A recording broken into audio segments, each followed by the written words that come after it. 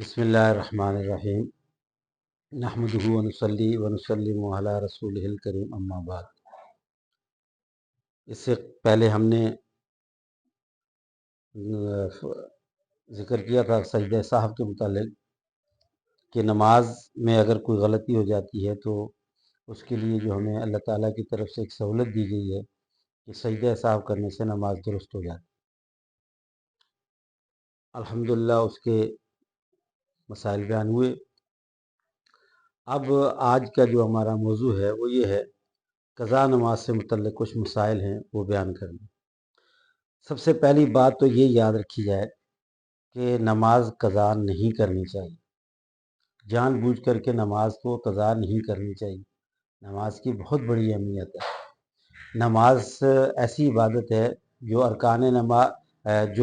ارکان اسلام میں سے ہے، اور اس کے کسی صورت میں بھی چھوڑنے کے لیے نہیں کہا گیا، سوائے عورتوں کے مخصوص ایام ایسے ہوتے ہیں جن میں ان کو ایک معاف کی گئی ہے اللہ کی طرف سے، ان کو چھوٹ دی گئی ہے۔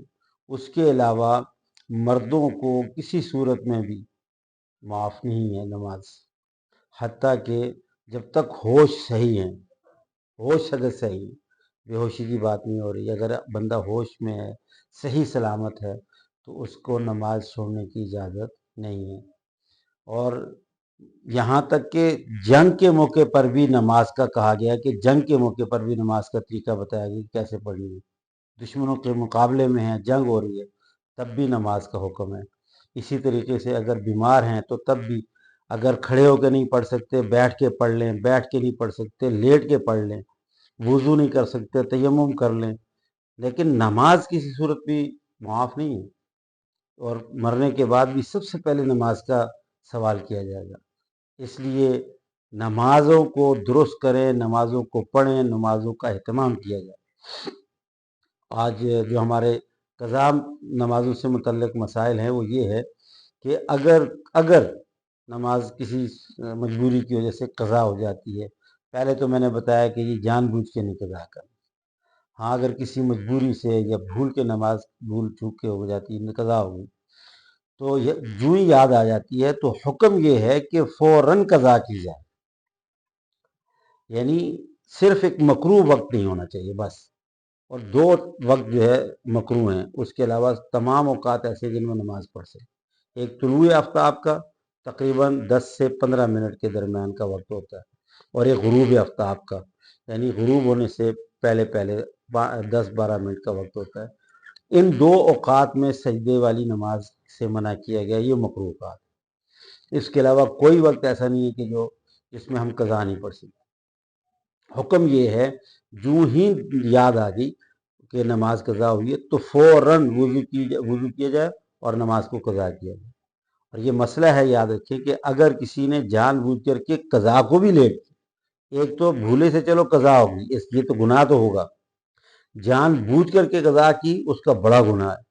بھول کے اگر قضا ہو گئی یا کسی مجبوری کی وجہ سے، انتہائی اشد مجبوری کی وجہ سے اگر قضا ہوئی ہے تو اس کا بھی گناہ ضرور ہے، لیکن اس درجے کا نہیں ہے جس کا کہ جان بوجھ کے کی۔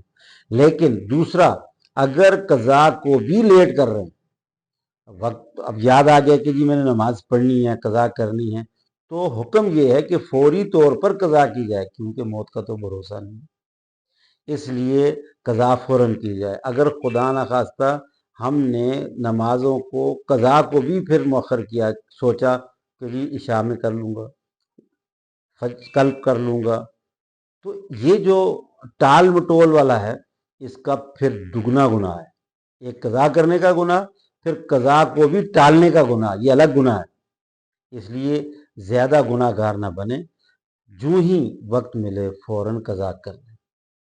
اور قضا کے بارے میں یہ مسئلہ کہ اگر پچھلی نمازیں رہ گئی ہیں بے دہانی میں، نہ سمجھی میں اور بے دینی میں، بس اللہ تعالیٰ سے توبہ کی جائے، استغفار کی جائے اور ان کو قضا کرنے کی پوری کوشش کی جائے۔ اب بہت ساری اگر بالفرض کسی کے ذمے میں نمازیں ہیں، بالغ ہونے کے بعد بس بے ہوشی کی زندگی، لاپرواہی کی زندگی، دنیا داری کی زندگی میں پڑ گئے، نہیں पढ़ सके, नहीं पढ़ते रहे नमाजें, और 2 साल की, 4 साल की, 6 साल की, 8 साल की, 10 साल की, इस तरह से कई सालों की नमाजें अगर रहती हैं।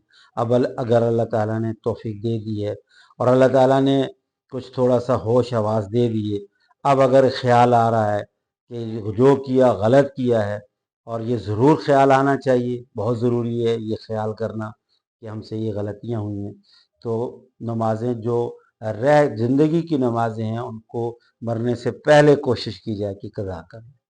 और ये कज़ा की उसकी भी सूरत ये है कि जितने औकात में पढ़ सकते हैं पढ़ ली जाए।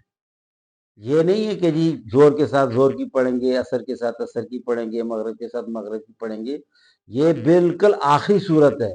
ये वो सूरत है कि जब बंदे के पास ना वक्त है, ना सेहत है, मजबूरियां हैं, परेशानियां हैं, तो चलो हर नमाज के साथ एक नमाज पिछली कज़ा कर।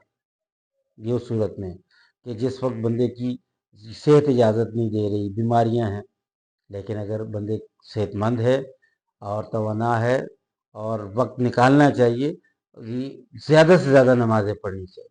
मकरूह औकात को छोड़ करके बाकी औकात में 3-3 नमाज़ें, 4-4, 6-6, 8-8, 10-10 करके एक अंदाज़ा कापी में लिख करके रख ले।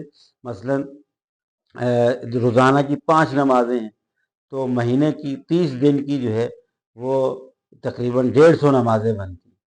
अब ये हिसाब लगा ले कि जी फ़लाँ महीने की 150 नमाज़ें हैं। अब 150 नमाज़ें कोशिश की जाए 2 दिन में, 3 दिन में, 4 दिन में पूरी हो जाए। फिर उसके बाद अगले महीने की इसी तरीके से, तो कोशिश की जाए ज़्यादा से ज़्यादा नमाज़ें। देखें अब मिसाल के तौर पर एक आदमी उसने जवान होने के बाद जो है वो 30 साल का हो गया। अब यानी 15 साल या 18 साल उसके हो गए और 18 साल से नमाज नहीं पढ़ रहा। 18 साल से अगर एक आदमी नमाज नहीं पढ़ रहा, एक औरत नमाज नहीं पढ़ रही, तो 18 साल की नमाजें अब उसको कैसे पता है कि जी मैं 18 साल और जिंदा रहूँ, कि जी वो रोजाना एक एक नमाज की कोशिश कर रहा है? नहीं, ऐसा नहीं करना चाहिए, बल्कि कोशिश की जाए कि जितना जल्दी हो सके, देखिए मौत का कोई भरोसा नहीं, जितना जल्दी हो सके नमाजों की कज़ा की कोशिश की जाए। इसके बकिया मसाइल इंशाअल्लाह अज़ीज़ कैसे कैसे कज़ा करनी है, अल्लाह ताला ने ज़िंदगी रखी तो फिर अर्ज़ करूँगा। अल्लाह ताला हमें अपनी नमाज़ों को जल्द अज़ जल्द कज़ा करने की तौफ़ीक़ अता फ़रमाए अगर हमारे ज़िम्मे में है।